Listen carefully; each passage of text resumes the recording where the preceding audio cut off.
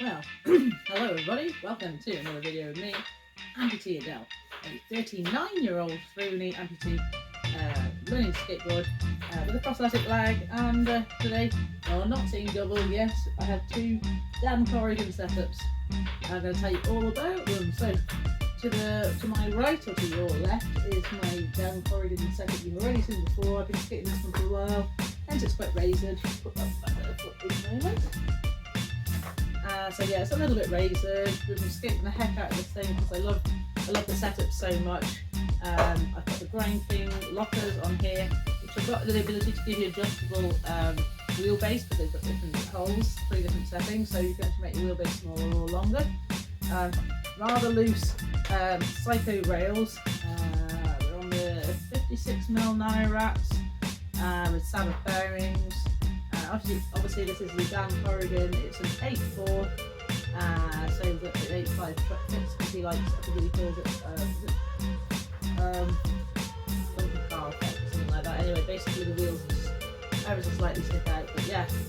And I've got, of course, the Andy Anderson Power Grip on top. A fantastic board, and so much that I like it that I've got the second board right here.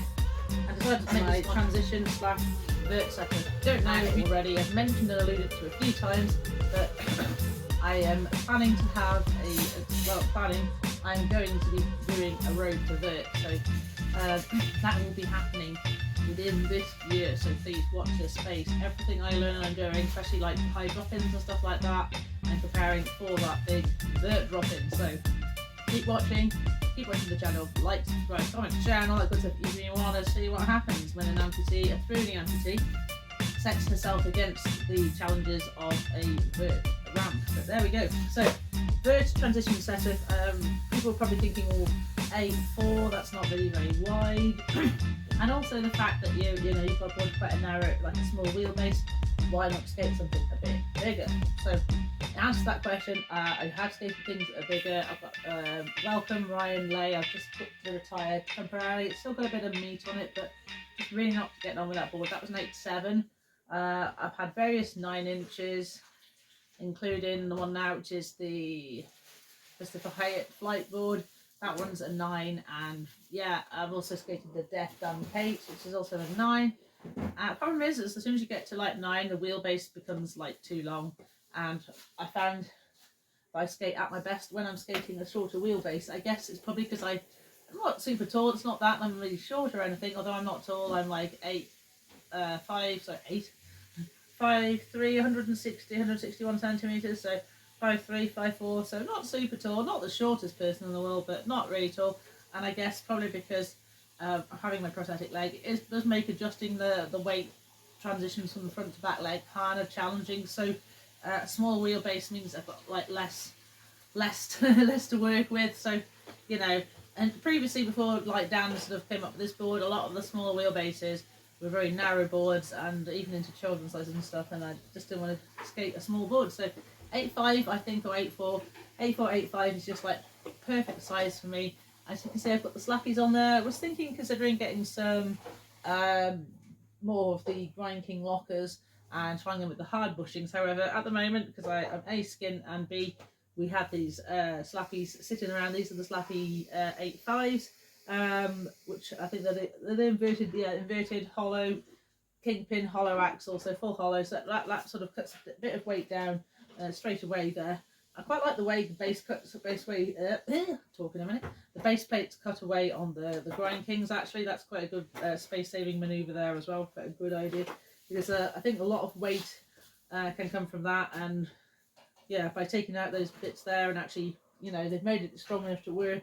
They're taking out the bits where you didn't need to have metal, and yeah, you get a lighter. You get the idea.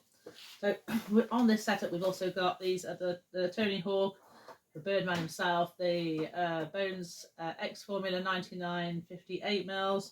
A little bit hard maybe, but I love them. And we've got, they're actually really cheap bearings, but just getting like super good. Just keep going, yeah. They do roll for a while, so yeah, no ceramics in there, and they've never been cleaned either, but they just roll absolutely fantastic. Really like them. So, brings me to the point of this video. I forgot to say we've got like the 1mm risers, the indie riser pads on there. I think it's mob grip, it's fresh, and it grip tape the heck. If you've not seen my post on my short, I'll put a link to that there. But yeah, I essentially grip tape thumbed all of like the skin off my thumb by accident trying to learn to do like early grabs, and I think I was also going to do hand plants as well. So in the process of that, yeah, the grip just ripped it straight off. It's so violent. I probably could do with like going along there actually and like sanding it down a bit, because I think that roughage there ain't helping. But anyway, that brings me to my next dilemma, which was I was thinking, oh, you know what, I'm going to skate this board without rails. I actually think maybe I'd get a better grip like that, and I thought I would. But when it comes to actually holding the board to my feet, when it's like that, it seems to be falling out my hand as soon as it gets slightly wet, damp, sweaty, when I'm really struggling. Maybe it's because I've got not very like long fingers, so it's usually like trying to actually get a grip on the board that's not that great. So I'm kind of like, do I go have my board rails, but so I've got something to really grab round then and pull it in with. Go with board rails, but set them up much closer to the edge, because that's like way too far in for me. I want them kind of like about there ideally, really. So set them way out. So that's a thought I'm going through at the moment, which I haven't quite worked out, and I'll be sure to let you know when I've worked it out. But there you go. So seeing double, 2 Dan Corrigan boards. Yeah, absolutely delighted with this board. I've taken way too much off this one already. In the process of trying to learn to hand plant, which I'm so pleased. I'm getting closer and closer. It's something I've been working on since, I think it was the end of last year, maybe was it autumn last year when I first started on this path, but it's taken me a long time to learn to use my prosthetic leg in a manner that I can squat down and get that resistance reliably. It's got a microprocessor in there, so the little computer's trying to figure out what you're doing, so it's always changing. So like if you get the weight distribution wrong, it'll think you're trying to do something else, and it might release the resistance, in which case your leg squats down too much and things like that, and you fall over because you suddenly haven't got that resistance. But I'm thinking that maybe when I'm bear with me for some guys, gotta do this. So when I get into this position here, ouch. I think when the leg's actually been upside down for a bit of time, it actually goes into thingy mode, but I believe when I'm like that, I'm finding it hard. Like if I'm like that, it's like not difficult at all to keep the board to my feet. But I think when I'm like putting resistance against my leg, like it just pushes it away, and then it's like I'm fighting against that to hold it to me. So if I can keep a bit of flex in my front foot, like let my back foot in like that. So I've got that connection to the board. It's not going anywhere. It's like nice. It's a bit wobblier than I'd like. But say let's put my foot was there. There we are. Feels sort of okay. So that's going to be the challenge, keeping that flat so I would. You know, maybe I need to do like, is it roast beef when you grab it like that? Ow, it hurts so much, I really shouldn't do that. So yeah, grab like that. It's probably the best bet, isn't it? I know, what do you call him? The Hairy Doodles recommends going like behind the knee like that. So that's also, ooh, that's like mega sturdy. Oh my god, I really want to try that. So if I get a chance, I'll put some at the end of the clip. I'll put me actually trying this so you can see where I was up to with it, and then my next go, I'm definitely going to try locking in like that rather than at the moment I'm doing stink bug, which everyone hates. But if I get that behind the knee there like that, that actually gives me way better purchase on the board. Surprisingly how much actually. But yeah, if we just put that there for a minute. It won't bend in anymore than that sadly, so I can't squat down like fully. But yeah, like that. The only thing is to get down to that position, you're going to have to make sure that you really... But that might give me more control. So that's in, that's stink bug. And that's tuck me, as they say. So bring that in more like that, that's it. That's more like it, yeah, so you've got to really work on that. So this might be something I have to spend more time, because I haven't spent much time working with this leg in this upside down position, because the foot doesn't flex. There might be things that you've got to work out to do that you wouldn't have to do if you were doing it the other way around. So, ow! Oh, I just ripped the skin on my other thumb there.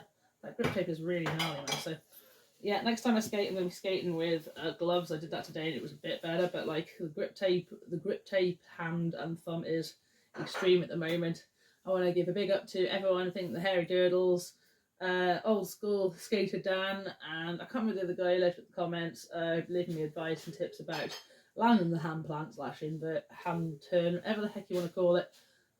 I've been doing so many visualizations, and I did hint in my last post that if anyone wants me to do a video all about how I use visualizations and stuff like that, I'm going to do a video all about that for you as well. So yeah, that's what I'm doing. I'm going to be just taking a bit of time to research and get it properly so you can see in its full whatever it is. But yeah, it's really helping me at the moment, especially when you can't skate, like, or in between sessions or anything like that, before or afterwards. The visualization really helps you. To start with, it's a bit weird, and if you're not like super good, like, I haven't got that aphantasia where you can't imagine things, but I do struggle. I don't know if it's like a neurodiversity thing, ADHD or whatever, but like I do struggle to like hold the image in my head like how I want it. So I'll be like, it'll move like out of my control and things like that, and I'm like, so I'm thinking, right, so it's taken me quite a few weeks slash months. I've been here for a few months now actually, of visualization to actually really get how the visualization works and really lock it in and actually get that image really strong in my head. And you really do have to make it, you feel like it's a real thing, because the more real it feels and the more times you do it, then when you actually try to do it on the board, you're basically trying to tell your brain, I know I did this already, because I've pictured myself doing it successfully hundreds of times in my brain. So I'll tell you more about that in another video. But yeah, so double Dan Corrigans, there you go. I'm so scared of getting all grip tape thumb, so ow!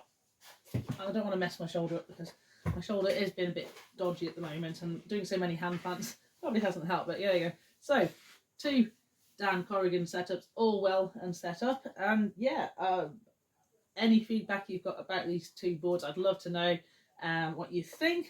Would you go with a Dan Corrigan board if you were going to skate transition, or would you try something else? I do.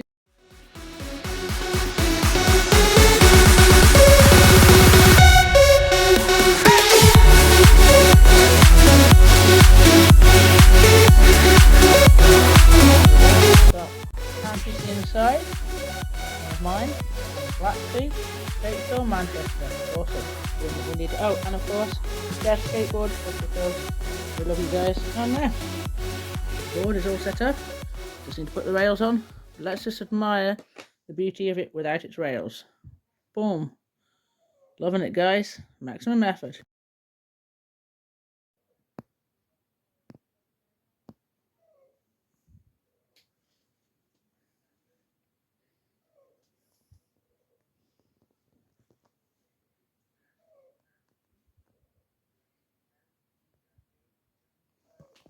Awesome. Yo. Thank you very much, Black Sheep Skate Store. Oh, we need some stickers on there. One moment. Stickers, yo. Amputee inside. And the Black Sheep Manchester Skate Store. I think that's enough, don't you guys? Boom.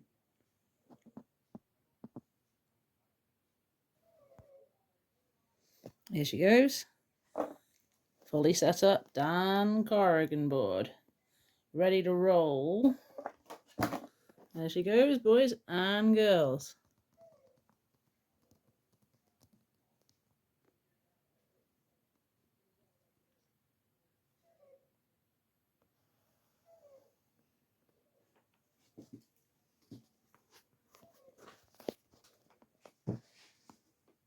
You just got to put the deck rails on now. But always like to look at it before we put the deck rails on, so we can see what it looks like without the deck rails. And then with the deck rails, she'll be like, kind of thing.